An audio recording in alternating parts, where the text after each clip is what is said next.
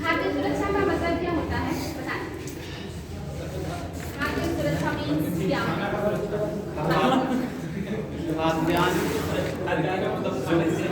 खाद्यान्न वस्तुएं one by one करके बताएं, ऐसे समझ नहीं आ रहा। हाँ मनीष क्या बोलना चाह रहे हैं? इससे हमारे खाद्यान्न को सुरक्षित करके वहाँ पर पहुँचना जहाँ पर उसको पहुँचना आ रहे हैं, कीमतें बढ़ रही हैं नियंत्रित करने के लिए। वीडियो ने पूछा खाद्य सुरक्षा क्या है, आप इसके अलग मतलब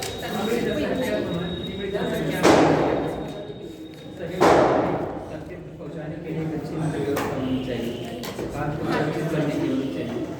यानी हमारे यहाँ संसाधन जो जमीन संसाधन से ये बात सीमित है, इन सबको ध्यान देते हुए सुरक्षा करनी चाहिए। यानी कि जो व्यक्ति है, जो इंसान है, जितना डिमांड है उतना सप्लाई होना चाहिए, साथ ही उसमें गुणवत्ता होना चाहिए, मतलब वो क्वालिटी होना चाहिए, उतना पर्याप्त होना चाहिए जितनी ज़रूरत है। अगर उनको नियमित रूप से जितनी ज़रूरत है और पोषण युक्त आहार मिल रहा है तो हमारी खाद्य क्या है, सुरक्षित है, यानी कि फूड सिक्योरिटी है। नेक्स्ट बताएंगे खाद्य सुरक्षा का मुद्दा महत्वपूर्ण क्यों है? भारत के लिए खाद्य सुरक्षा का मुद्दा महत्वपूर्ण क्यों है? पहला पॉइंट, जनसंख्या बढ़ रही है, इतनी बड़ी जनसंख्या के भरण पोषण के लिए खाद्य सुरक्षा जरूरी है। अच्छा 2010 में यूएनओ के अकॉर्डिंग कितनी जनसंख्या थी पूरी दुनिया की? 6.9 बिलियन। और 2050 तक कितनी हो जाएगी? 9.6 बिलियन। 9.6 बिलियन। और 2100 तक कितनी हो जाएगी? 9 बिलियन जनसंख्या हो जाएगी 2100 तक, यानी कि जनसंख्या हमारी बहुत तेजी से बढ़ रही है। तो सबसे पहला जो मेन मुद्दा है वो है बढ़ती हुई जनसंख्या को भोजन की उपलब्धता सुनिश्चित करने के लिए खाद्य सुरक्षा बहुत जरूरी। दूसरा क्या था? पोषण की समस्या। कुपोषण की समस्या, यानी कि ऐसे कितने लोग हैं दुनिया में जो मतलब कितने में से कितने व्यक्ति है जो भूखे रहते हैं बताएं? 9 में से एक व्यक्ति आज भी दुनिया में भूखा सोता है, खाली पेट सोता है, बिना भोजन के सोता है। और कितने अल्पोषण के शिकार हैं? 3 में से एक आज भी अल्पोषण का शिकार है। ये सब कौन कहता है? यूएनओ के डाटा बताते हैं कि आज भी हमारे यहाँ कुपोषण और अल्पोषण से पीड़ित बहुत ज़्यादा लोग हैं। और जनसंख्या तो भारत में लगभग सबसे ज़्यादा है कुपोषित लोगों की, जिनको सही तरीके से पोषण नहीं मिलता। और क्या समस्या है, क्यों हमें अपने यहाँ खाद्य सुरक्षा करनी चाहिए? नेक्स्ट जलवायु परिवर्तन, कृषि उत्पाद पर निर्भरता और लोगों की बदलती खाद्य प्रवृत्तियाँ भी इसके लिए जिम्मेदार है, उसके लिए भी खाद्य सुरक्षा चाहिए। और प्राकृतिक आपदाएं बहुत ज़्यादा बढ़ रही है, जलवायु परिवर्तन बहुत तेजी से हो रहा है। ये सभी कारण हैं हमें खाद्य सुरक्षा पर ध्यान देने के लिए, जो मजबूर करती हैं। तो ये सब था कि खाद्य सुरक्षा क्यों हमारे लिए ज़रूरी है।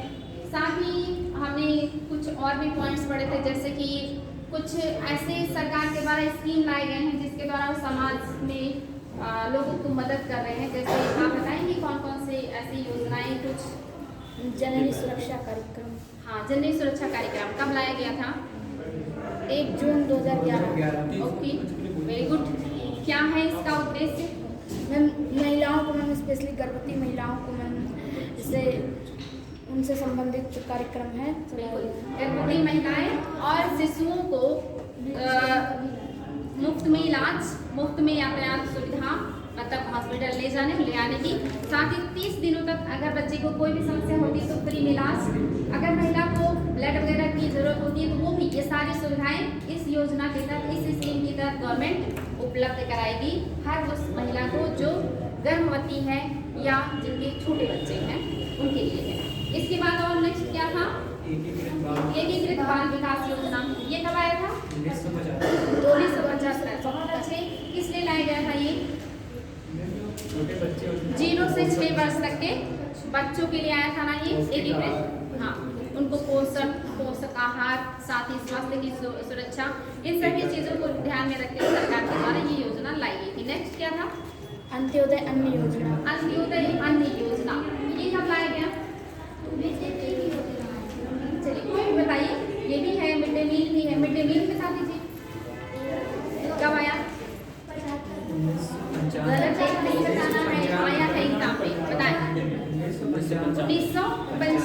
में आया, जब आया था तो क्या पूरे भारत में लागू था? नहीं। जब लागू हुआ बस 2 वर्ष बाद ही तो रटना ही नहीं है, बस 2 वर्ष बाद पूरे भारत में लागू कर दिया गया था 97 में। उद्देश्य क्या था इसका, ये भी आया है।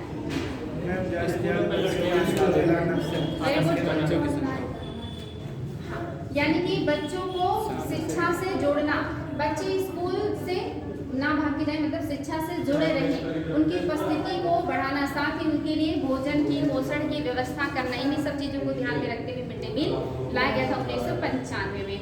और अंत्योदय अन्न योजना में क्या था, ये 2000 में लाया गया था। क्या कार्यक्रम है इसमें जो गरीब से भी गरीब परिस्थिति में जो लोग हैं उनको अन्न प्रदान किया जाता है सरकार के द्वारा। एक महीने में कितना लगभग 35 किलो। 35 केजी पर महीने दिया जाएगा। और ये बहुत मिनिमम रेट में होता है, जैसे कितना रुपया केजी गेहूँ, चावल, मोटे अनाज, कुछ चावल 3 रुपए किलो।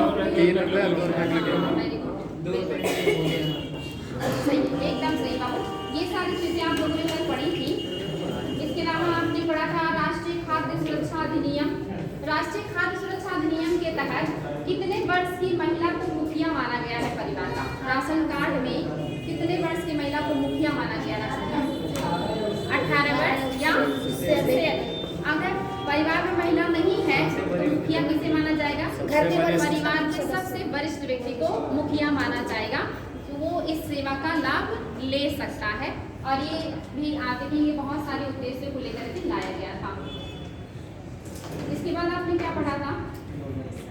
यहाँ तक हो गया था। हाँ, विश्व व्यापार संगठन और खाद्य सुरक्षा।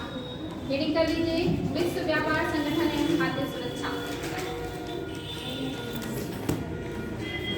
विश्व व्यापार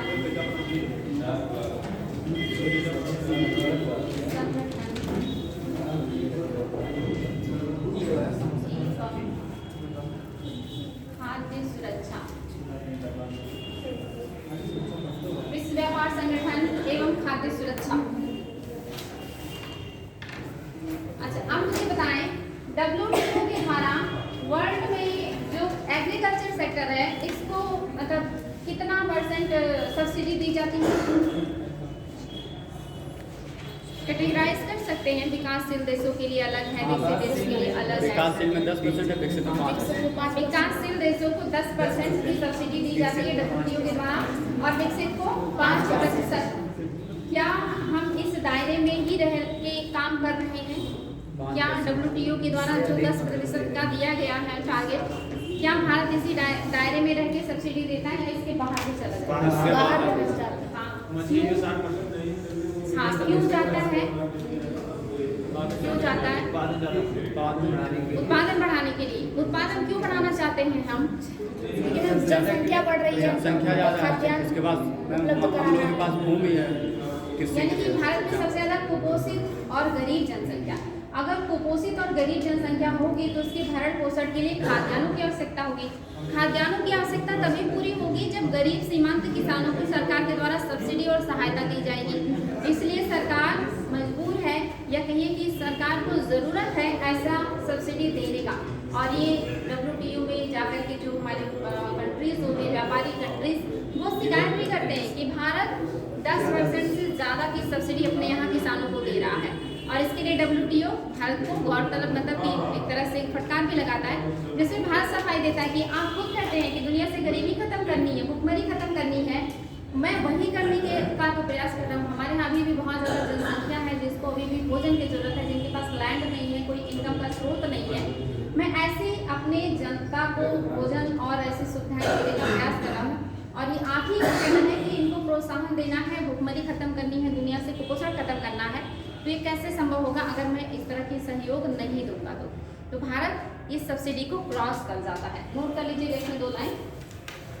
भारत द्वारा दी जाने वाली खाद्यान्न सब्सिडी, भारत द्वारा दी जाने वाली खाद्यान्न सब्सिडी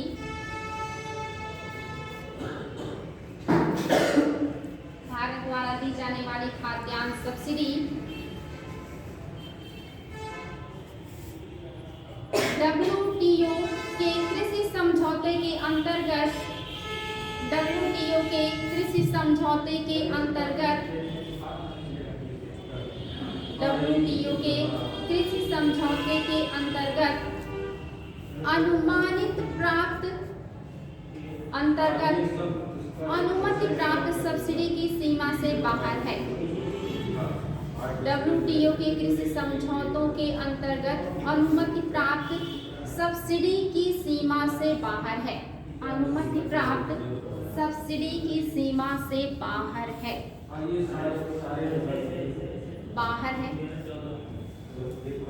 WTO के कृषि संबंधी समझौते के अनुसार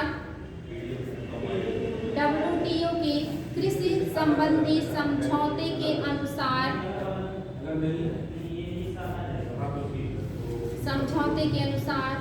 सरकार द्वारा प्रदान की जाने वाली सब्सिडी समझौते के अनुसार सरकार द्वारा प्रदान की जाने वाली सब्सिडी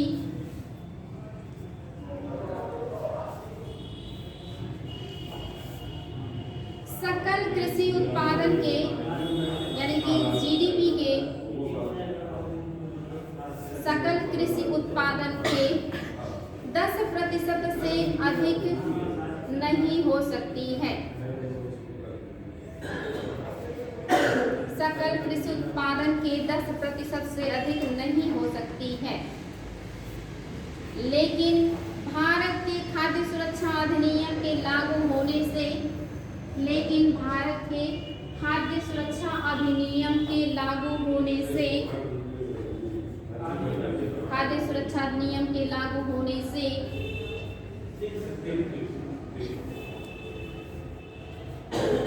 खाद्य सब्सिडी 10% की सीमा को पार कर गई है।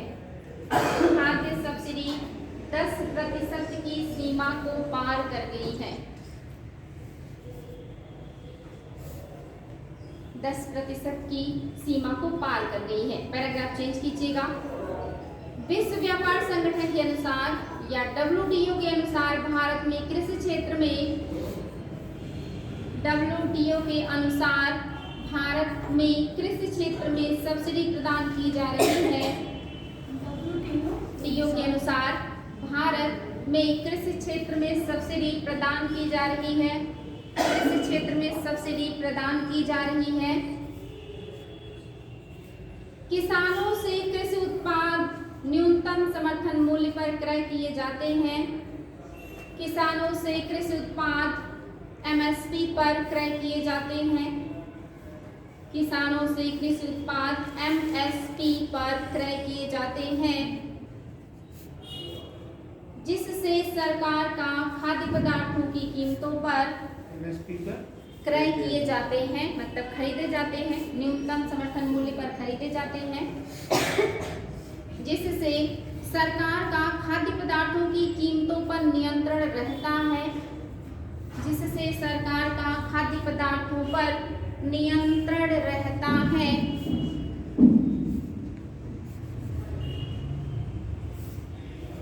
और वह लगभग 67% जनसंख्या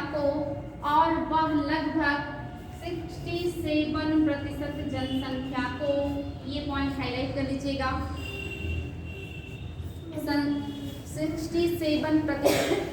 67% जनसंख्या को बहुत ही कम मूल्यों पर खाद्यान्न उपलब्ध कराती है। बहुत ही कम मूल्यों पर खाद्यान्न उपलब्ध कराती है।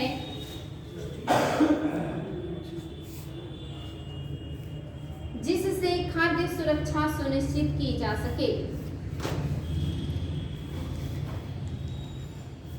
जिससे खाद्य सुरक्षा सुनिश्चित की जा सके।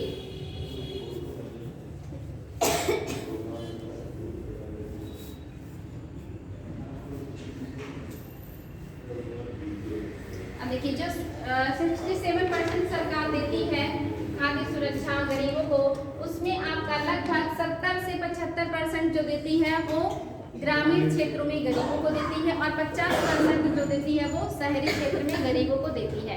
तो इतने बड़े जो कार्यक्रम सरकार के द्वारा चलाए जा रहे हैं, लगभग 67% जनता को जो फ्री में अनाज या ये बहुत न्यूनतम मूल्य पे दिया जा रहा है, इसके लिए सरकार क्या करती है, सब्सिडी ज़्यादा देती है किसानों को, ताकि उत्पादन उत्पादन ज़्यादा हो और बड़े पैमाने पे वो अनाज को खरीद के स्टोर कर सके। अगर उत्पादन अधिशेष नहीं होगा तो सरकार को खरीदने का मौका कैसे मिलेगा, किसान बेचेंगे ही नहीं। यानी अधिशेष होना चाहिए तब तो सरकार उसको खरीदेगी और फिर वो स्टोर करेगी, तब जा करके वो इतनी बड़ी जनसंख्या की ज़रूरतों को पूरा कर पाएगी, जिसके लिए सरकार को सब्सिडी देना होता है। लेकिन WTO के जो सदस्य हैं वो शिकायत करते हैं कि भारत जो है वो गलत उपयोग कर रहा है, जो कि WTO को चिंता होती है कि अगर भारत में उत्पादन बहुत ज़्यादा बढ़ेगा तो किसी भी चीज़ का, आप सभी को पता, वस्तु या सेवा, जब उसका उत्पादन ज़्यादा होता है तो वैल्यू घट जाती है, कीमतें घट जाती हैं। और अगर कीमतें घट जाएंगी तो अंतर्राष्ट्रीय स्तर के जो अन्य देश हैं वो वहाँ से सस्ते में अनाज को खरीद के अपने यहाँ स्टोर कर लेंगे, डंप कर लेंगे, जिससे बाकी ऐसे कंट्रीज जहाँ सब्सिडी के अंदर वो रह के काम कर रहे हैं, उत्पादन कम हो रहा है, वहाँ के उत्पाद को बाकी कंट्रीज नहीं खरीदेंगे, जिससे उस कंट्री को नुकसान होगा जो WTO के नियमों का पालन कर रहा है। इसलिए इस बात का विरोध होता है कि भारत ज़्यादा सब्सिडी देता है और WTO के नियमों का पालन नहीं करता है, जिस पर भारत इस सफाई देते हैं कि हमारे पास अभी इतनी ज़्यादा जनसंख्या है जो कुपोषण और गरीबी के शिकार हैं, जिनकी ज़रूरतों को पूरा करना हमारी आवश्यकता है। और आपका भी तो मतलब एक एजेंडा है कि दुनिया से गरीबी और भूखमरी को समाप्त करना है, कुपोषण को समाप्त करना है। हम उसी पर काम कर रहे हैं, हम अतिरिक्त बेच नहीं रहे, निर्यात नहीं कर रहे, बल्कि हम ज़रूरतों को लोगों की पूरी कर रहे हैं। तो ये WTO इस पर अक्सर सरकार की मतलब शिकायत की जाती है। जी बात समझ में आ गई? मुझे लगता है और लिखने की जरूरत नहीं है, समझ गए होंगे आप लोग। चलिए, तो अब आप लोगों को मैं पढ़ाऊंगी। आज नया चैप्टर ये कल खत्म हो रहा था, थोड़ा रह गया था। इसमें आपके लिए 2-3 क्वेश्चन है जो IAS में आए हुए हैं, थोड़ा ध्यान से उत्तर दीजिएगा। क्वेश्चन है, भारतीय खाद्य निगम के लिए खाद्यान्नों की आर्थिक लागत में न्यूनतम समर्थन मूल्य और किसानों को भुगतान किए गए बोनस के साथ साथ और क्या शामिल है। ये क्वेश्चन फिर से रिपीट हुआ इस टॉपिक में भी। पहला है केवल परिवहन लागत, दूसरा है केवल ब्याज लागत, तीसरा है प्रासंगिक प्रभार तथा वितरण लागत, और चौथा है प्रासंगिक प्रभार तथा गोदामों के प्रभार। तीसरा ऑप्शन सही है, ये रिपीटेड क्वेश्चन था। नेक्स्ट क्वेश्चन है, राष्ट्रीय खाद्य सुरक्षा अधिनियम 2013 के अधीन बनाए गए उपबंधों के संदर्भ में कौन सा कथन सही है, विचार कीजिए। पहला ऑप्शन, केवल वे भी परिवार सहायता प्राप्त खाद्यान्न लेने की पात्रता रखते हैं जो गरीबी रेखा के नीचे श्रेणी में आते हैं। क्या जो आपका राष्ट्रीय खाद्य सुरक्षा अधिनियम आया था, इसके तहत केवल BPL परिवारों को ही खाद्य सुरक्षा प्रदान किया जाएगा, अन्य परिवारों को ये नहीं मिलेगा लाभ? क्या ऐसा कोई कंडीशन है? गलत है ना। जो ज्यादा गरीब है उन्हें भी, यानी कि BPL कार्ड के नीचे होने चाहिए, वो कोई भी हो। नेक्स्ट है आपका, परिवार में 18 वर्ष या उससे अधिक उम्र की सबसे अधिक उम्र वाली महिला के राशन कार्ड निर्गत किए जाने के प्रयोजन से परिवार की मुखिया होगी। सबसे अधिक नहीं, मतलब 18 वर्ष से अधिक जो भी सबसे बड़ी उम्र की होगी वो कम से कम 18 वर्ष होना ही चाहिए। ये कंडीशन तो था ना, ये तो सही है। नेक्स्ट, गर्भवती महिलाएं एवं दुग्ध पिलाने वाली माताएं गर्भावस्था के दौरान उसके 6 महीने बाद तक प्रतिदिन 16 कैलोरी वाला राशन घर ले जाने के हकदार हैं। क्या ऐसी कोई बात की गई थी? नहीं, ये भी बात नहीं है, ये ज्यादा की बात कर रहे हैं। ठीक है, तो केवल और केवल आपका दूसरा सही है। नेक्स्ट क्वेश्चन है,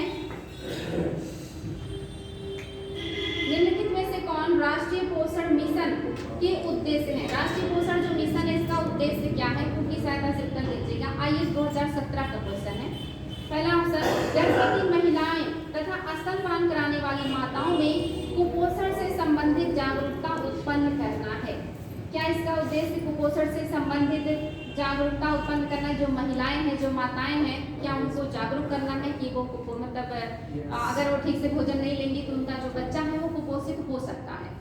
तो ये पहला ऑप्शन। दूसरा, छोटे बच्चों, किशोरियों तथा माताओं को रक्त अल्पता की घटना को कम करना।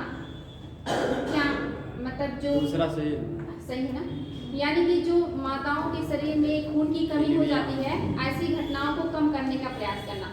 तो ये दूसरा आपका सही हो गया, ठीक है। लेकिन बेटे ऐसा ऑप्शन कोई नहीं है, जैसे A में है केवल पहला दूसरा, B में है पहला दूसरा तीसरा, C में है पहला दूसरा, चौथा, और डी में 3 और 4। तो आपने 2 ऑप्शन सुने। तीसरा सुनिए, बाजरा मोटा अनाज तथा अपरिष्कृत चावल के उपभोग को बढ़ाना। क्या ऐसा कुछ अपरिष्कृत चावल के उपभोग को बढ़ाना? ऐसा कुछ भी नहीं है। कह रहा मुर्गी के अंडों का उपभोग को बढ़ाना। नहीं, ये सब जोड़ दिया गया है फालतू आपको ट्रैक से भटकाने के लिए। केवल पहला और दूसरा है कि उनको जागरूक करना कि कुपोषण से, ताकि वो उनका जो बच्चा वो पीड़ित ना हो, और दूसरा खून की कमी उनके शरीर में नहीं होना चाहिए। तो पहला और दूसरा सही है, तीसरा चौथा सही नहीं है। नेक्स्ट क्वेश्चन है,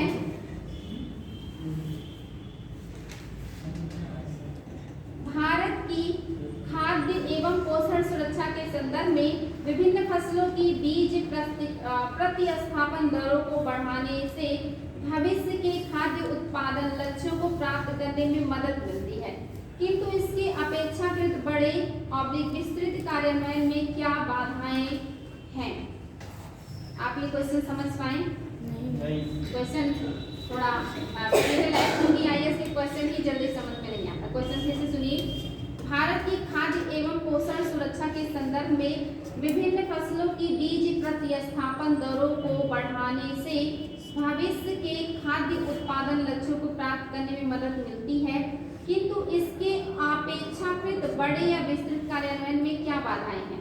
यानी कि जो हर साल हम बीज बदल देते हैं, नए नए तरह के बीज ला के उत्पादन को बढ़ाते हैं, ये तो सही है, लेकिन इसमें क्या बाधाएं हैं जो इस काम को आप बहुत अच्छे से पूरा नहीं कर पा रहे? पहला ऑप्शन, कोई भी राष्ट्रीय बीज नीति नहीं बनी है। क्या ऐसा है कि कोई भी राष्ट्रीय बीज नीति नहीं बनी है आज तक?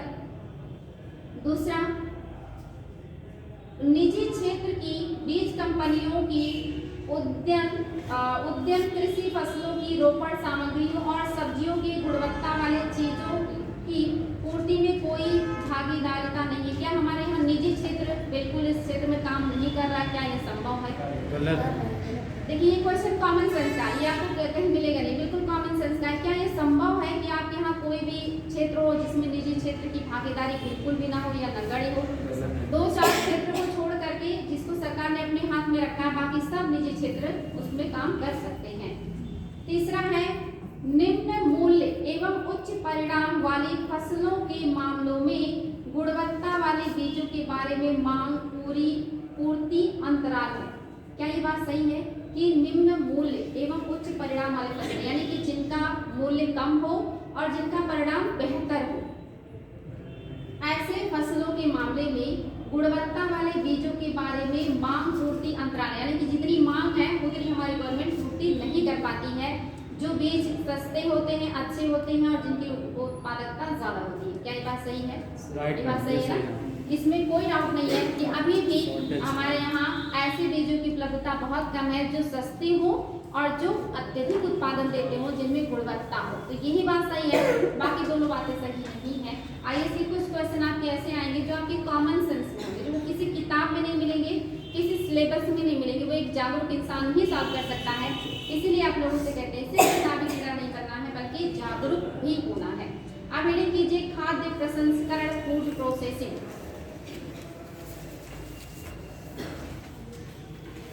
खाद्य प्रसंस्करण, फूड प्रोसेसिंग।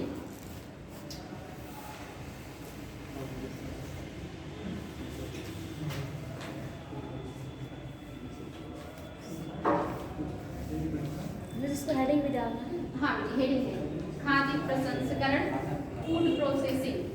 अच्छा, क्या बता सकते हैं खाद्य प्रसंस्करण क्या है? या मैम जो कच्चे माल से मैम उसको फैक्ट्रियों में उसको, जैसे मैम गेहूँ हो गया, उसको मैम मशीनों में उसका बिस्किट बनाया जाता है, तो मैम उसी को फूड प्रोसेसिंग। Very good. मतलब ये आपको वही पढ़ने की जरूरत ही नहीं है। खाद्य प्रसंस्करण मतलब उसकी उम्र में बढ़ोतरी, उसके दाम में बढ़ोतरी, उसकी क्वालिटी में बढ़ोतरी ही कर देना क्या हो जाता है? खाद्य प्रसंस्करण हो जाता है। अब वो कोई भी खाद्यान्न हो सकता है, फल हो सकती है, सब्जियां हो सकते हैं, अनाज हो सकते हैं, उनकी गुणवत्ता बढ़ा दीजिए, उनका मूल्य बढ़ा दीजिए, उनका आयु बढ़ा दीजिए, यानी कि ड्यूरेशन बढ़ा दीजिए, वही आपका क्या हो गया? खाद्य प्रसंस्करण हो गया। जैसे कच्चे आम को आप ज़्यादा दिनों तक नहीं रह सकते, लेकिन उसका अचार बना दीजिए, सालों साल रहेगा। मुरब्बा बना दीजिए, सालों साल, तो उसमें कुछ मसाले वगैरह यूज़ किए जाएंगे जिसकी वजह से वो खराब नहीं होगा। तो आपने क्या किया? उसका प्रसंस्करण कर दिया। गेहूं का आटा आप ज़्यादा दिनों तक नहीं रख सकते, उसमें कीड़े आ जाएंगे या फिर वो फिर क्या होगा, गोल गोल हो जाएगा। लेकिन आप उससे पावरोटी, ब्रेड्स या ऐसी बहुत सारी चीज़ें बना के उसके जीवन काल को और बढ़ा सकते हैं। तो ये क्या हो गया, खाद्य प्रसंस्करण। बिल्कुल सिंपल सा, रटना ही नहीं है। खाद्य प्रसंस्करण मतलब किसी भी खाद्य सामग्री का, चाहे वो फल हो, सब्जी हो, अनाज हो, उसकी गुणवत्ता बढ़ा दीजिए, उसकी उम्र को यानी कि टाइम टेबल को बढ़ा दीजिए। यही आपका क्या हो गया, खाद्य प्रसंस्करण हो गया। तो नोट करने की तो जरूरत नहीं है मुझे लगता है, क्योंकि बहुत सारी चीज़ें हमें समझना चाहिए। खाद्य प्रसंस्करण के प्रकार, हेडिंग करिएगा, खाद्य प्रसंस्करण के प्रकार। खाद्य प्रसंस्करण के प्रकार ये बता सकते हैं, ये भी बिल्कुल कॉमन सेंस में। खाद्य प्रसंस्करण के कितने प्रकार होते हैं? 3 होते हैं, प्राथमिक, द्वितीयक और तृतीयक। अब देखिए, प्राथमिक प्रसंस्करण होगा उसमें बहुत ज्यादा मूल्य वृद्धि नहीं होता। जैसे मान लीजिए आपके पास फलों का बागान है, आपने फल को तोड़ा, फल में से पत्तियों को आपने साफ किया, उसके बाद उसको तोड़ने के बाद अच्छे जो फल है उसको अलग, फिर बीच वाले जो फल है उनको अलग, और जो निम्न कोटि के हैं उनको अलग। यानी कि फल की सफाई, ग्रेडिंग, पैकिंग, ये सब क्या हो गए, प्राथमिक में आ जाएंगे। यानी कि जो प्राथमिक होगा उसमें नॉर्मल से काम किए जाएंगे, यानी कि फल की पत्ती तोड़ देने से या फल के अलग अलग कैटेगरी में डिवाइड कर देने से बहुत ज़्यादा मूल्य वृद्धि नहीं होगा, लेकिन थोड़ी बहुत मूल्य वृद्धि हो जाती है। जब हम अच्छे क्वालिटी की रखते हैं तो हम बोलते हैं ये इतने रुपए केजी है, बीच वाले क्वालिटी को हम बोलते हैं ये इतने रुपए केजी है, और जो थोड़ा निम्न क्वालिटी का होता है उसकी दाम थोड़ा सा कम होता है, यानी कि 10-5 का अंतर होता है। ऐसे क्वालिटी के आधार पर कभी कभी 20-30 का भी हो जाता है। अब वो मायने रखता है कि वो जगह कौन सा, वो मॉल है तो वो फिर दाम का रेशियो ज़्यादा रहेगा, लेकिन अगर वो रोड पे कोई दुकान है तो उसका रेशियो अलग रहेगा, और अगर ठेला है या नीचे बोरी बिछा के रखा है तो उसका रेशियो और कम रहेगा। वो मैटर करता है कि कितना वहाँ पे जैसे दिखावा है, कितना आडंबर है, उस आधार पे क्या वस्तुओं और सेवाओं की कीमतें भी बढ़ जाती है। जहाँ आडंबर ज़्यादा वहाँ पे उसकी वैल्यू ज़्यादा, जबकि रहता वही है, बस लाइटिंग में उसको चमका देते हैं या थोड़ा सजा देते हैं, एसी लगा देते हैं, थोड़ा बढ़िया व्यवस्था कर देंगे तो आपको बढ़िया वहाँ पे दाम लेंगे। आप वही फल फ्रूट जाके देखिए, आपके यहाँ मॉल एक गया है स्मार्ट बाजार, वहाँ देखिए कि फल पन्नी में पैक रहता है, उसके दाम 2 गुना रहते हैं बाकी ठेले के फलों से, और उतने ताजे और फ्रेश भी नहीं रहते, लेकिन अमीर लोग वहीं से ले जाते हैं तभी तो वहाँ दिखा। तो वही फल वहाँ अलग दाम और दूसरी जगह अलग, और वही गांव में जाएंगे तो उसकी अलग दाम। ठीक है, क्या है ये प्रसंस्करण, यानी कि पहला प्रसंस्करण क्या होता है, सफाई कर देना, ग्रेडिंग कर देना, पैकिंग कर देना, ये हो गया प्राथमिक प्रसंस्करण। द्वितीय प्रसंस्करण मतलब उसके मूल्य में और वृद्धि, जैसे फल से जूस बना दे, कीमत बढ़ जाती है ना। बनाना ऐसे लेंगे तो मार्केट में आप देखते होंगे ठेले पे आजकल, मैं तो सुनती हूँ, बगल में सुनते होंगे आप लोग 100 रुपये में 3 किलो लेकिन जब आप बनाना से पीने जाएंगे तो अगर छोटी दुकान है तो 50 रुपये का एक गिलास, बड़ी दुकान है तो 60-70 रुपये का भी एक गिलास मिल सकता है, कोई ताजुब की बात नहीं। और अगर आप बड़े मॉल में बैठे हैं या किसी ऐसे रेस्टोरेंट में बैठे हैं तो फिर वहाँ पे 100 के पार भी जा सकता है। पॉपकॉर्न देख लीजिए, 10 रुपये का एक ठेले में बेचते हैं, मॉल में जाए थोड़ा और बढ़िया पैकिंग हो जाए तो फिर 100 रुपये का भी मिल सकता है। तो ये सब क्या है, थोड़ा सा उसकी ज़्यादा पैकिंग, थोड़ा सा ज़्यादा खूबसूरती बढ़ा देने से उसकी वैल्यू बढ़ जाती है। ये सब क्या है, प्रोसेसिंग, प्रसंस्करण के तरीके। बिल्कुल, तो प्राथमिक हो गया, द्वितीय समझ में आ गया। द्वितीय में होगा जैसे गेहूं को आटे में रूपांतरित करना, मांस का प्रसंस्करण जैसे मछली को काट करके छोटे छोटे टुकड़ों में साफ करके रख देना। खड़ी मछली लेने जाएंगे दूसरा रेट, काट करके साफ सुथरा करने के बाद जो पीस में देंगे उसका दूसरा रेट। तो ये क्या हो गया, दूसरा प्रसंस्करण। पहला प्रसंस्करण तालाब या नदी से निकाला, उसके बाद उसकी थोड़ी सी साफ सफाई करी, कैटेगरी बनाया, ये ज़्यादा अच्छी वाली क्वालिटी, इसका ज़्यादा रेट, बीच वाली क्वालिटी, कई क्वालिटी की मछलियाँ भी होती थी। मैं नॉनवेज नहीं खाती, मुझे ज़्यादा जानकारी तो नहीं है, लेकिन इतना तो पता है कि हाँ क्वालिटी के आधार पर सबके रेट लगते हैं, और जो लोग खाते हैं वो टेस्ट भी जानते हैं कि ज़्यादा जो टेस्टी होता है वो ज़्यादा महंगा होता है। तो वो हो गया प्राथमिक, और उसको काट करके साफ सुथरा करके मार्केट में ले आना हो गया द्वितीय। लेकिन उसी मछली का जो मांस है, जो टुकड़ा है, उसमें मसाले मिर्च डाल करके बढ़िया से डब्बे में पैक कर दीजिए, डब्बा बंद कर दीजिए, तो क्या हो गया, तृतीय। दाम बढ़ गया ना, पहले में दाम थोड़ा बढ़ा, दूसरे में दाम थोड़ा ज़्यादा बढ़ा, तीसरे में बहुत ज़्यादा, सीधे 3 गुना 4 गुना हो जाएगा। ऐसे ही आपके जो आम है, आम को तोड़ना, साफ करना, उनको कैटेगरी में बांटना प्राथमिक हो गया। द्वितीयक में नॉर्मली जूस बना देना। तृतीयक में उसे जैम बना दीजिए, जेली बना दीजिए, थोड़ा फैक्ट्री में ले जा करके उसका रूप बदल दीजिए, फिर उसको डब्बे में बंद कर दीजिए, डब्बे में खूबसूरती से सजा दीजिए, कुछ लिख पढ़ दीजिए इसमें इतना % प्रोटीन है, कैल्शियम है, आयरन है, तो आप उसको आग बंद करके ले लेंगे। चाहे उसमें सड़े हुए मैंगो ही कितना, तो उसका क्या हो गया, वो कौन सा हो गया, तृतीयक। जो सड़े हुए रहते हैं उसका केचप बना देते हैं, ये मुझे पता नहीं चलता, उसको साफ सुथरा कर देते हैं, थोड़ा सा केमिकल वगैरह डाल के कलर थोड़ा बढ़िया कर देते हैं, खूबसूरती बढ़ जाती है उसकी, और खूबसूरती बढ़ने से उसकी क्या होती है, वैल्यू बढ़ जाती है, पैकिंग वगैरह बढ़ जाता है। तो ये हो गया 3 तरह के प्रोसेस, यानी कि कोई भी खाद्यान्न होगा, फल होगी, सब्जियां होगी, जिनका 3 तरह से क्या होता है। जैसे दूध जो निकालते हैं तो क्या, निकालने के बाद उसको साफ सुथरे से रख देना प्राथमिक। दूध से आप बना दीजिए दही या ऐसा कोई प्रोडक्ट, वो तो हो जाएगा आपका द्वितीयक। लेकिन उसी से खोआ बना के मिठाई बना दीजिए, फिर तो वो कितने रुपए केजी हो जाएगा, बहुत ज़्यादा हो जाएगा ना। यानी कि खोआ बनाया तो हो गया द्वितीयक, दाम बढ़ा थोड़ा। वैसे दूध लेने जाएंगे तो 60 रुपया केजी आई थिंक है, 60 कहीं 40 कहीं 70 भी है, पानी मिला के वाटर। उसके बाद उससे जो आपने खोआ बनाया वो द्वितीयक हो गया। उससे जो आपने मिठाई बनाई तरह तरह की, वो हो गया तृतीयक, क्योंकि उसका दाम कहीं गुना ज़्यादा बढ़ा। जब उसको फैक्ट्री में ले जा करके आप उसके आयु को बढ़ा दें, उसकी गुणवत्ता को मतलब कहने के लिए बढ़ा दें, भले ही उसमें कुछ घटिया क्वालिटी ही मिला दें, और उसको थोड़ा सा पैकिंग वगैरह बढ़िया से कर दे, तो हो गया आपका तृतीयक। मुझे लगता है लिखवाने की ज़रूरत नहीं है। अभी मैं लिखवा के तो आप लोग रटते हैं ना, तो भूल जाते हैं, द्वितीयक को प्राथमिक ले जाते हैं और प्राथमिक को तृतीयक में। लेकिन ऐसे समझेंगे ना तो बहुत आसानी से आपको समझ में आ जाएगा कि प्राथमिक क्या है, द्वितीयक क्या है और तृतीयक क्या है। तृतीयक में मैम ऐड भी कर देना और वीडियो टिप्स। हाँ बिल्कुल, ऐड करते भी है वीडियो, नहीं भी ऐड करेंगे ना तो उसमें लिख देंगे कि ऐड है सब, तो ऐड हो गया। जैसे मैगी पे लिखा रहता है, जबकि उसमें इतने हानिकारक केमिकल्स होते हैं, जब जांच होती है तो पता चलता है मैगी बैन, और लेकिन लिखा क्या रहता है, इतनी एनर्जी, इतनी कैलोरी, इतना सब कुछ है, जबकि उसमें कुछ नहीं रहता सिवाय नुकसान करने वाली चीज। बस वो खाली ऐड होता। जब तक आप ऐड नहीं करेंगे, बढ़ा चढ़ा के नहीं बताएंगे, आपका प्रोडक्ट कोई क्यों लेगा। उसमें दिखना चाहिए, जो दिखता वही दिखता है, जो दिखेगा हाँ बिल्कुल, तभी 3 गुना दाम देगा। सही है। चलिए आगे बढ़ते हैं। एक कीजिएगा, खाद्य प्रसंस्करण उद्योग की अवस्थिति के कारक। खाद्य प्रसंस्करण उद्योग के अवस्थिति, खाद्य प्रसंस्करण उद्योग की अवस्थिति के कारक। खाद्य प्रसंस्करण उद्योग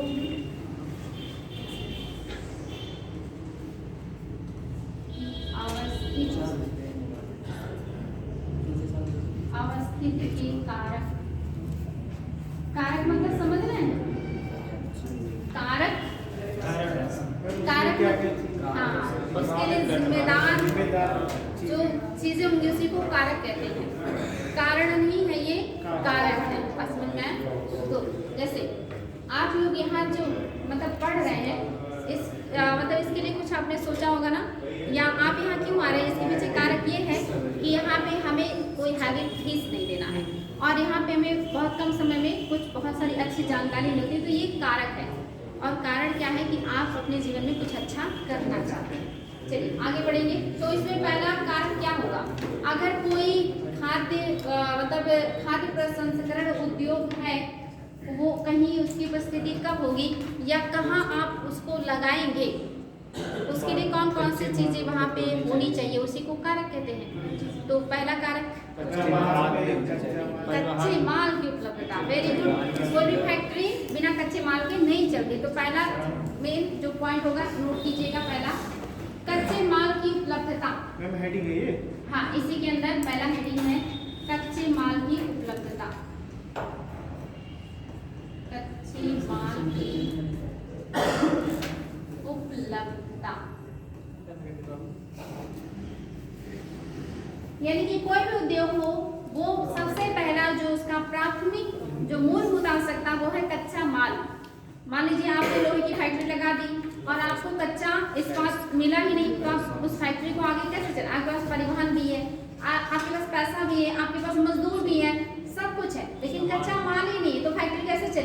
यानी कि मेन क्या है, कच्चा माल। पहला प्राथमिक उसकी आवश्यकता कच्चा माल। दूसरा क्या होगा, प्रसंस्कृत उत्पाद के परिणाम अथवा मात्रा। प्रसंस्कृत उत्पाद के परिमाण अथवा मात्रा। प्रसंस्कृत उत्पाद के परिमाण अथवा मात्रा। ये मैम कच्चे माल से कितना उत्पादन हो रहा है ये? हाँ बिल्कुल सही है। इसका मतलब ये है कि आप उस कच्चे माल के कितने निकट हैं। पता चले कि आप बस्ती में फैक्ट्री लगाए हैं चीनी का, लेकिन चीनी बस्ती जिले में होता ही नहीं है, होता कहाँ, संत कबीरनगर जिले में। तो आपको परिवहन और सारी चीज़ों का खर्चा बहुत बढ़ेगा ना, तो फिर आप उसका फायदा नहीं उठा पाएंगे। यानी कि बस्ती जिले में मिल क्यों लगाई गई, क्योंकि यहाँ पे गन्ने का उत्पादन बहुत अच्छा होता है। यहाँ नज़दीक से ही आपको गन्ना काफ़ी मात्रा में मिल जाएगा, जिससे आप पूरे ठंडक के सीजन में आराम से मिल चला सकते हैं, आपको गन्ने की कमी नहीं होगी। लेकिन अगर यही दूरी पे हो तो आपकी बहुत ज़्यादा लागत लग जाएगी, फिर आपको फायदा नहीं होगा। और हर काम हम किस लिए करते हैं, फायदे के लिए, कि हमारा क्या परिमाण आने वाला है, इसके बदले में हमें क्या प्रॉफिट मिलने वाला, क्या फायदा मिलने वाला। तो परिमाण का मतलब होता है कितनी मात्रा में आपको लाभ होगा, और वो लाभ कब होगा, जब कच्चा माल सस्ते में नजदीक सुलभ होगा। बस समझ में आया। नेक्स्ट पॉइंट, और क्या होना चाहिए, बिल्कुल एकदम बहुत अच्छे, और मार्केट होना चाहिए, वेरी गुड, बहुत बढ़िया, और परिवहन के लिए आसानी, उपभोग करने वाले भी चीज़। बिल्कुल भंडारण और परिवहन। नेक्स्ट क्या है, भंडारण की सुविधा और परिवहन। पता चला आपके पास कच्चा माल है, मजदूरी भी है, पैसा भी है, लेकिन आपके पास परिवहन ही नहीं है। और अगर परिवहन भी है तो भंडारण की क्षमता नहीं है, आप उसे स्टोर नहीं कर सकते। गन्ने को अगर आप कुछ स्टोर करके नहीं रखेंगे तो फिर वो मिल कैसे बराबर चलेगी, या उसके बनने के बाद आप चीनी को स्टोर करके रखने की क्षमता नहीं है, तो फिर आप आगे की किराए का काम कैसे करेंगे। तो नेक्स्ट क्या है, भंडारण और परिवहन की क्षमता कैसी है, क्वालिटी कैसी है, उपलब्धता कैसी है, परिवहन की सुविधा। और नेक्स्ट है बाजार खाद्य पहुंच, यानी कि आपकी बाजार में पहुंच कितना है। पता लगे कि माल तो बन गया लेकिन वहाँ मार्केट ही नहीं है। अब मार्केट में ले जाने के लिए आपको बहुत ज़्यादा पैसा इन्वेस्ट करना पड़े तो प्रॉफिट होगा क्या, नहीं होगा। यानी कि निकट में बाजार भी होना चाहिए, पहुंच भी होना चाहिए आपका बाजार में ये, और साथ ही सस्ती मजदूरी भी होना चाहिए। नहीं तो पता चलेगा कि लागत होता गया, मजदूरी ज़्यादा है, परिवहन ज़्यादा है, कच्चे माल की कीमत ज़्यादा है, भंडारण करने का कीमत ज़्यादा है। तो अगर लागत, मजदूरी, लागत मतलब लागत में सब आ जाएंगे, परिवहन, कच्चे माल की कीमत, मजदूरी, भंडारण की जो खर्चे होंगे वो सब। लागत कितना आपका रहा है, न्यूनतम लागत में अधिकतम फायदे। जब लागत न्यूनतम होती है तो उत्पादन अधिकतम होता है, लेकिन जब लागत अधिकतम होता है तो उत्पादन कम हो जाता है। यानी कि लागत भी डिपेंड करता है। तो ये सब रटना पड़ेगा क्या, नहीं। कच्चा माल देखेंगे पहले, दूसरा परिवहन, भंडारण, पूंजी। देखिए लागत मतलब आपका, लागत का मतलब समझ रहे हैं ना, लागत में सब आ गया। अब इसको मैं अलग से लिखवाती कि पूंजी आपके पास कितना आप कर रहे हैं, या मजदूरी सस्ता है या महंगा है, तो ये सब चीजें अलग से नहीं, एक ही लागत मतलब लागत जो आपने पूंजी लगाई हर क्षेत्र में, उससे आपको क्या प्रॉफिट मिला। तो इस तरह से रटना नहीं है, बस ऐसे दिमाग में समझ लीजिए कि कच्चे माल की उपलब्धता होनी चाहिए, बाजार होना चाहिए उसके अकॉर्डिंग, साथ ही परिवहन होना चाहिए, अच्छी भंडारण होनी चाहिए, और लागत कम आना चाहिए। लागत भी इस पर बहुत ज़्यादा डिपेंड करता है। अगर ये सारी चीज़ें ठीक हैं तो ही आपका खाद्य प्रसंस्करण उद्योग वहाँ पे उपस्थित होगा और फायदे में रहेगा। नेक्स्ट हेडिंग,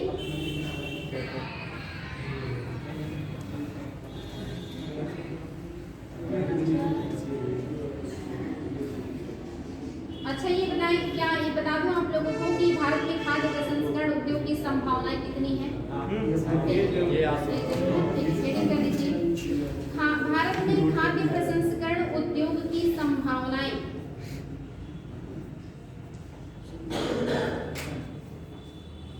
संभावनाएं, भारत में खाद्य प्रसंस्करण उद्योग की संभावनाएं।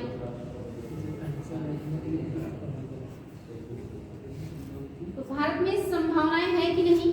बहुत सारे, आपके यहाँ कृषि लैंड यूज मात्रा में जो भूमि है दुनिया में सबसे ज्यादा है, तो आप कृषि पर आधारित प्रसंस्करण उद्योग लगा सकते हैं। आपके पास सब्जियों का बड़े पैमाने पे चाइना के बाद दूसरे नंबर के हैं जो आप सब्जियों का उत्पादन करते हैं। चाइना के बाद दूसरे नंबर की कंट्री है जो फलों का उत्पादन करते हैं, खाद्यान्नों का उत्पादन करते हैं। यानी कि दुनिया में आप दूसरे नंबर की कंट्री है जो फल, सब्जी, खाद्यान्न का उत्पादन करते हैं। इसका मतलब आपके पास इन सबको प्रसंस्कृत करने के उद्योग लगाने की अपार संभावनाएं ही नहीं, अपार संभावनाएं हैं। ठीक है, इसमें 2 लाइन नोट कीजिएगा। भारत में खाद्य प्रसंस्करण उद्योग के विकास की अपार संभावनाएं विद्यमान है। भारत में खाद्य प्रसंस्करण उद्योग की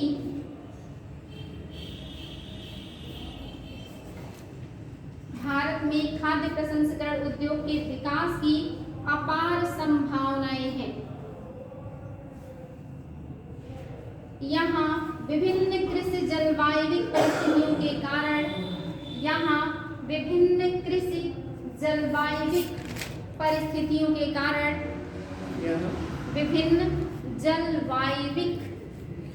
विभिन्न कृषि जलवायु परिस्थितियों के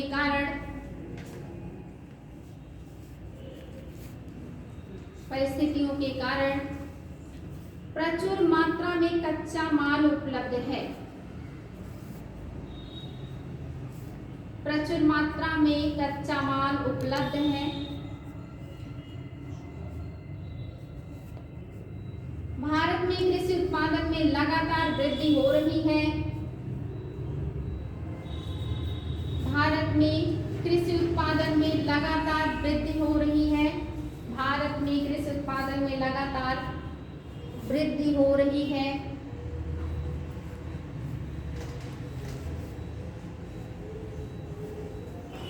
और काफी मात्रा में खाद्य पदार्थों की बर्बादी भी हो रही है। और काफी मात्रा में खाद्य पदार्थों की बर्बादी भी हो रही है।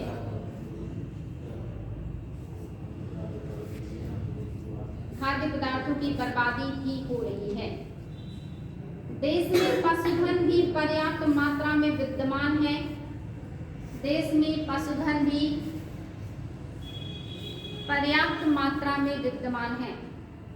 बता सकते हैं दुनिया में सबसे ज्यादा दुग्ध उत्पादन कौन सी कंट्री करती है? इंडिया। लेकिन गाय का दूध सबसे ज्यादा कौन उत्पादित करता है? USA। डाटा देखिएगा, इस बार कौन है? मोस्टली USA ही रहता है गाय के दूध उत्पादन में, लेकिन भैंस के दूध के उत्पादन में और ओवरऑल भी इंडिया फर्स्ट पे रहता है। यानी कि आपके पास डेयरी उत्पाद भी बहुत है। ये भी क्या है? कच्चा ही तो माल है, जिससे हम बहुत महंगे महंगे प्रोडक्ट बनाते हैं। आपके यहाँ मछलियाँ उत्पादन बड़े पैमाने पे होती हैं, मीठे पानी के भी और खारे पानी की भी, उसकी भी बहुत ज़्यादा यहाँ पे स्रोत है। इसके अलावा आप देखेंगे बागानी और खेती से जो फसलें होती हैं उससे भी बढ़िया प्रसंस्करण उद्योग बना सकते हैं। बात समझ में आया? यानी कि हमारे पास बहुत सारे क्षेत्र हैं जहाँ पे हम खाद्य प्रसंस्करण उद्योग लगा सकते हैं। नेक्स्ट स्टडी कीजिए। खाद्य प्रसंस्करण उद्योग के समक्ष उपस्थित प्रमुख चुनौतियाँ। खाद्य प्रसंस्करण उद्योग के समक्ष उपस्थित प्रमुख चुनौतियाँ। खाद्य प्रसंस्करण उद्योग के समक्ष उपस्थित प्रमुख चुनौतियाँ।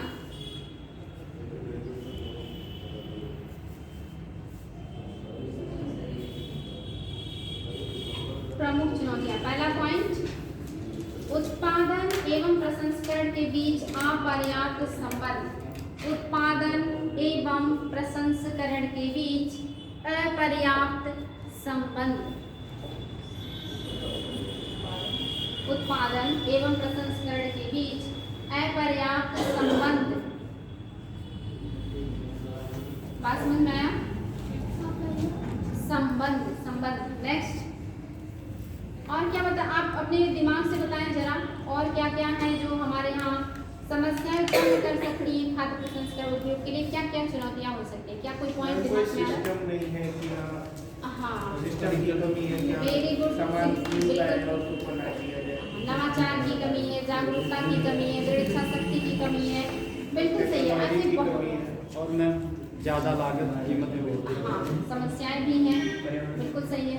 बिल्कुल, अगर आप ऐसे करें ना, बेहतर जैसे सुविधा नहीं है हमारे पास परिवहन की, हमारे यहाँ कुशल प्रशिक्षित मजदूर नहीं है।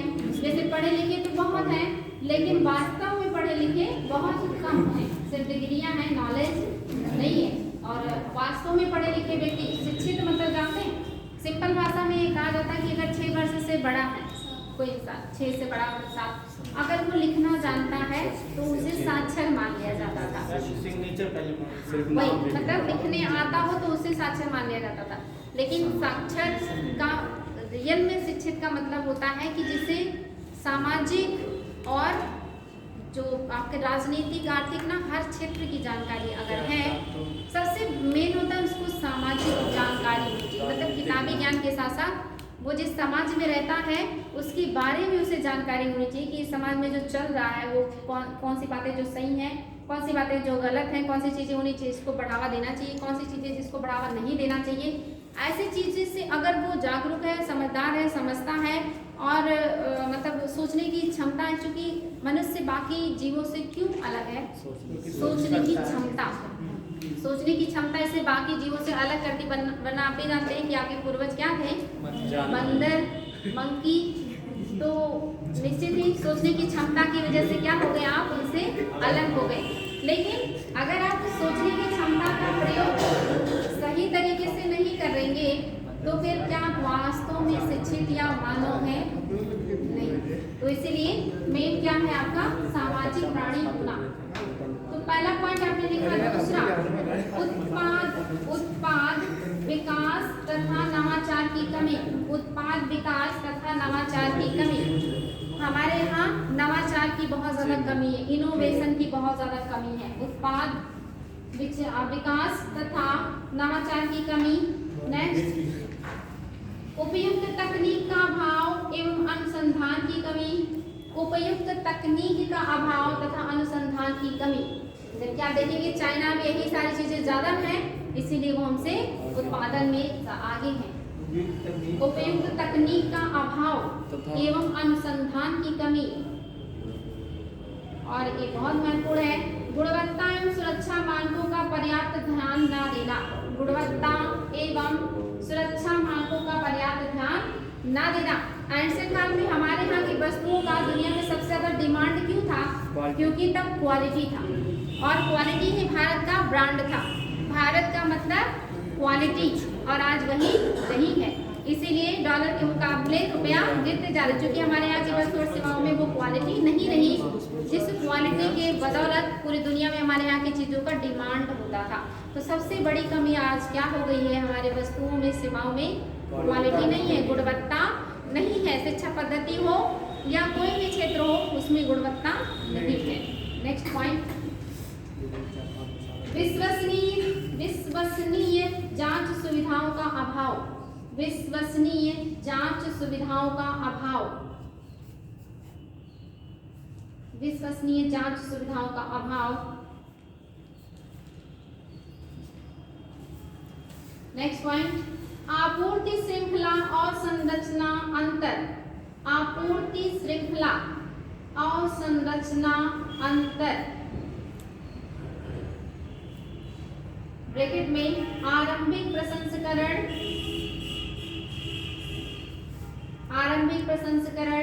भंडारण और वितरण सुविधाओं की कमी। आरंभिक प्रसंस्करण,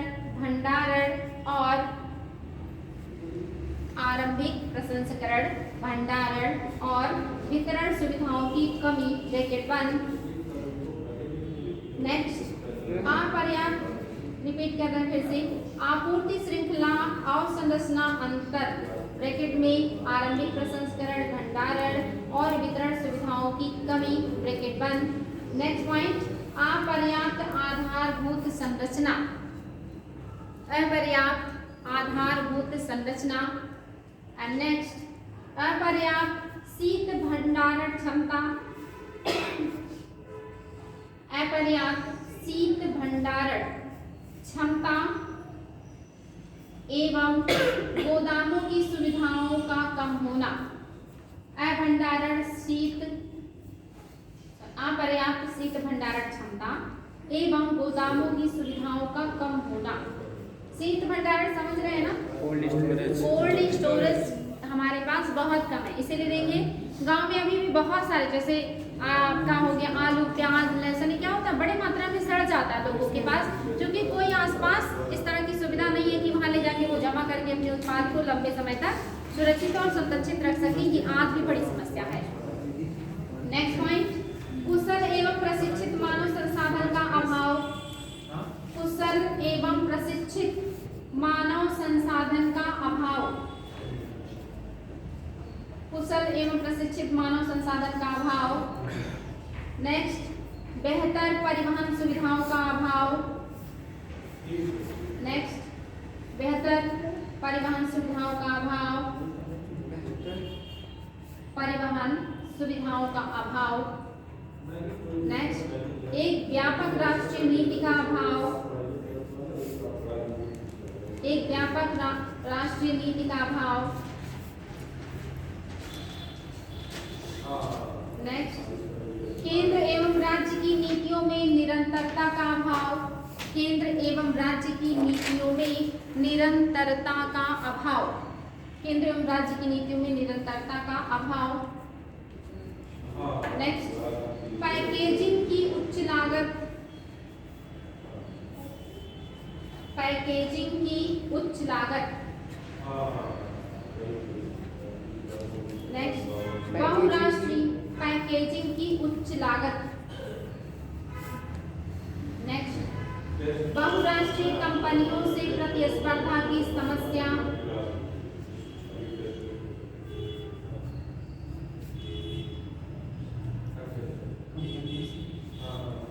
बहुराष्ट्रीय कंपनियों से प्रतिस्पर्धा की समस्या। एंड लास्ट, प्रसंस्करण की पुरानी तकनीक के कारण बर्बादी। प्रसंस्करण की पुरानी तकनीकों के कारण खाद्य पदार्थों की बर्बादी।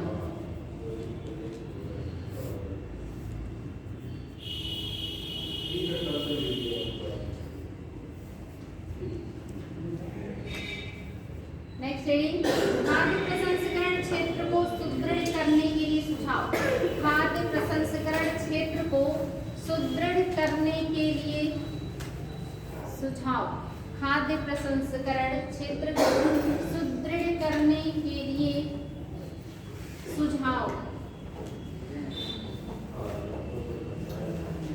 तो क्या क्या सुझाव दिए गए हैं खाद्य प्रसंस्करण जो उद्योग है इसको बढ़िया करने के लिए?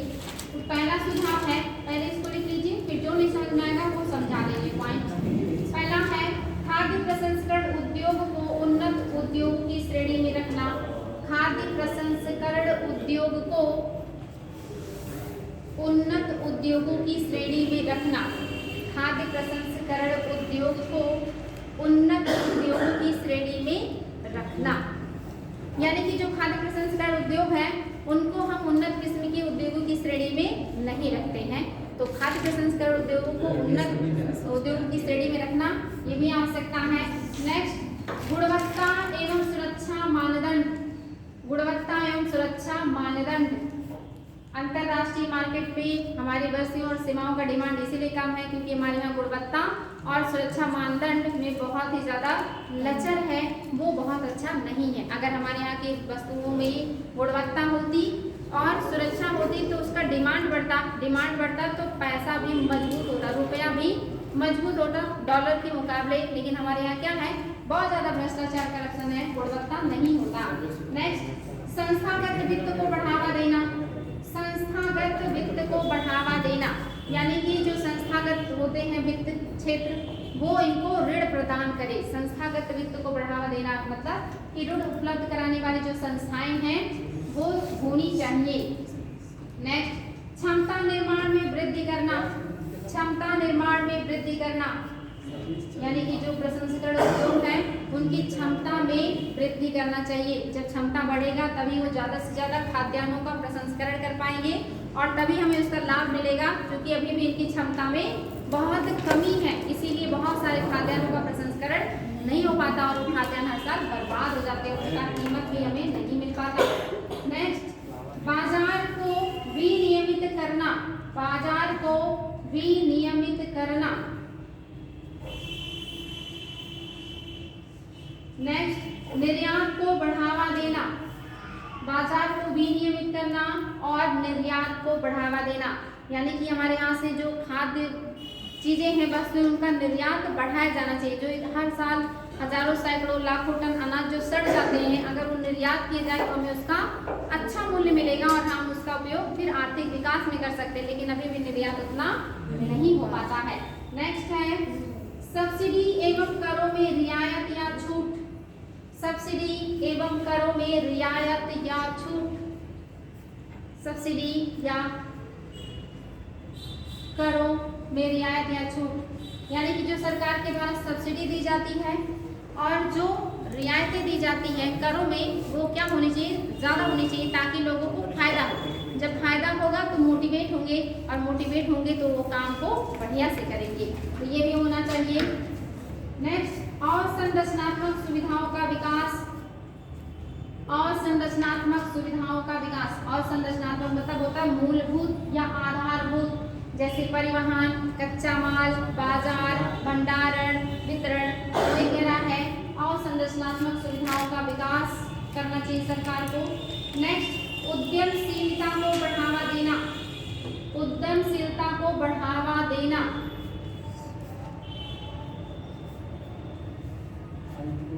हमारे यहाँ देखिए जो नागरिक हैं बड़े पैमाने से पर गांव से शहरों की तरफ जाते हैं और वो बहुत कम पैसे में मजदूरी करने के लिए बेबस होते हैं। चाहे वो रोड पे छोटे छोटे दुकान लगाएंगे, नहीं तो वो फिर फैक्ट्री में किसी लेबर की मजदूरी करेंगे या कहीं भी सामान ढोएंगे, क्योंकि उनके अंदर उद्यमता नहीं है, स्किल नहीं है। अगर वही स्किल डेवलप कर दिया जाए, जैसे आप ही लोग हैं, आप लोगों के अंदर स्किल डेवलप कर दिया जाए कि आप लाइट का काम भी कर सकते हैं, आप कृषि का काम भी कर सकते हैं, आप कोई भी उद्योग का काम कर सकते हैं, तो आप बेरोजगार नहीं रहेंगे और आप अपने लिए कुछ ना कुछ कर लेंगे। तो हमारे यहाँ युवा को क्या है, स्किल की कमी है, जबकि सबसे ज़्यादा युवा है अपने पास, इंडिया में ही सबसे ज़्यादा युवा है, लेकिन उनमें क्या है, स्किल की कमी है। उन्हें तो हम सही से शिक्षित ही नहीं कर पा रहे हैं, और उद्यमशीलता तो बड़ी बात है, तो उसकी भी कमी है, उसे बढ़ावा दिया जाना चाहिए। और next, mega food park model को बढ़ावा देना। मेगा फूड पार्क मॉडल को बढ़ावा देना, मेगा फूड पार्क मॉडल को बढ़ावा देना। फूड पार्क, हाँ बेटी, मेगा मतलब बड़ा, फूड पार्क मॉडल को बढ़ावा देना।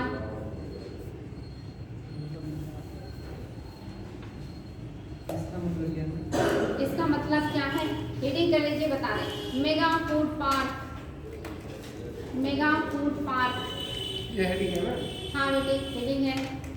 ये मैम ये पटरियों सड़क जो है उसको पटरियों पे मार्केट डेवलप नहीं बेटे वो नहीं है, मेगा फूड पार्क मतलब कि जैसे मॉल होता है ना, ऐसी जगह बनाना जहाँ पे बड़े पैमाने पे जो किसान है उनसे अनाज ले करके वहाँ तक पहुँचाया जाए, वहाँ से प्रसंस्कृत होकर के फिर वो अनाज व्यापारियों तक मार्केट में पहुँचा जाए, वहाँ से व्यापारियों तक पहुँचे, एक श्रृंखला डेवलप करना। खाद्यान्नों की प्रोसेसिंग से लेकर के अंतिम उपभोक्ता तक पहुँचने का जो प्रक्रिया है उसके ये योजनाएं हैं, इसी को कहा जाता है मेगा फूड पार्क। तो हेडिंग कीजिएगा मेगा फूड पार्क, इसमें नोट कीजिएगा आईएएस में क्वेश्चन यहाँ से आ चुका है। मेगा फूड पार्क योजना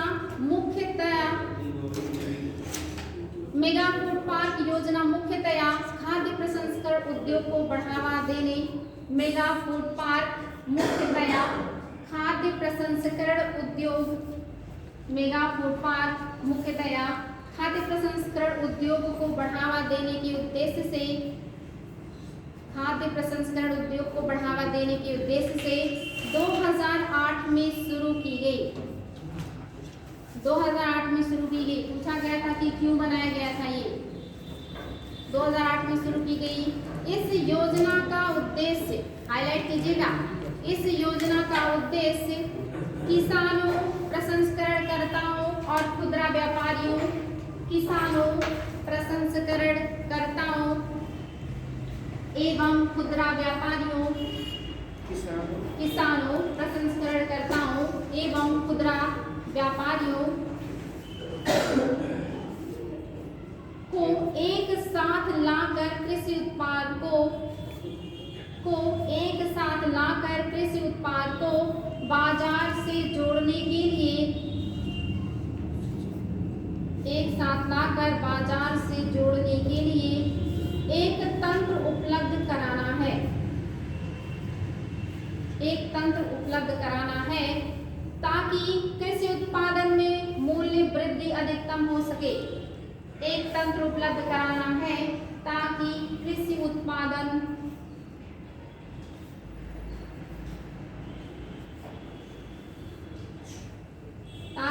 उत्पादों के मूल्य में वृद्धि हो सके, मूल्य वृद्धि हो सके या मूल्य वृद्धि अधिकतम हो सके। कृषि उत्पादों की बर्बादी न्यूनतम की जा सके, मूल्य वृद्धि अधिकतम हो सके। कृषि उत्पादों की बर्बादी न्यूनतम की जा सके, कृषि उत्पादों की बर्बादी न्यूनतम की जा सके। किसानों की आय में वृद्धि सुनिश्चित की जा सके, किसानों की आय में वृद्धि सुनिश्चित की जा सके तथा विशेष रूप से ग्रामीण क्षेत्र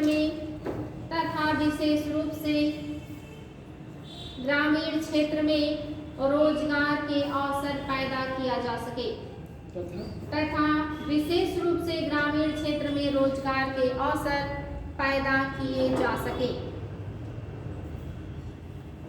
रोजगार के अवसर पैदा किए जा सके।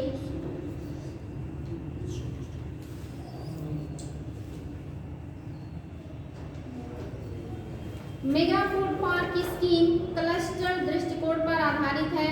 Mega food park scheme cluster दृष्टिकोण पर आधारित है।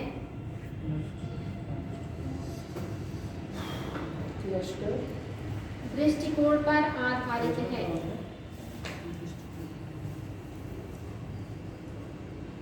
तो बात समझ में आ गया। मेगा फूड पार्क क्या है? क्लस्टर मतलब बेटा ये जो सर्कल बनता है ना, किसान से लेकर के खुदरा उपभोक्ता तक पहुंचने के लिए जो सर्कल बनता है ना, इसे क्लस्टर कहते हैं। यानी कि एक श्रृंखला बन सके जो किसानों से उनके उत्पाद को ले प्रसंस्करण उद्योग में ले जाए, वहाँ प्रसंस्कृत हो, वहाँ से फिर बड़े व्यापारी ले जाए, फिर वहाँ से खुदरा व्यापारी ले जाए, फिर वहाँ से उपभोक्ता तक पहुँचे, ताकि किसानों को उसका लाभ मिले, उनके उत्पाद का अधिकतम मूल्य मिले, खाद्यान्नों की बर्बादी न्यूनतम हो और ज़्यादा से ज़्यादा प्रसंस्कृत हो करके उसका यूज हो, बर्बादी ना हो और सबको फायदा हो, किसान से लेकर के उपभोक्ता तक सबको फायदा हो, बर्बादी कम हो, रोजगार सृजन हो। यानी कि यहाँ मेन क्या है कि प्रसंस्करण उद्योग को बढ़ावा देने के लिए ही मेगा फूड पार्क स्कीम लाया गया था 2008 से, जिसका मेन मोटिव क्या है कि खाद्यान्नों का ज़्यादा से ज़्यादा प्रसंस्करण करके मूल्य वृद्धि करना, किसानों को नियमित और उचित मूल्य उपलब्ध कराना, ग्रामीण क्षेत्र में रोजगार डेवलप करना, इन सभी उद्देश्यों को लेकर के लाया गया था मेगा फूड पार्क योजना। तो ये बहुत आसान है, कुछ भी नहीं है इसमें, बहुत आसान है। पॉइंट लिखिएगा इसमें। हाँ बेटी, क्या थक गए? अच्छा, छुट्टी करें तब? चलिए, आप लोग का मन नहीं है तो फिर नेक्स्ट डे देखेंगे। कल इसको खत्म करेंगे और इंडस्ट्री देखेंगे अब हम लोग।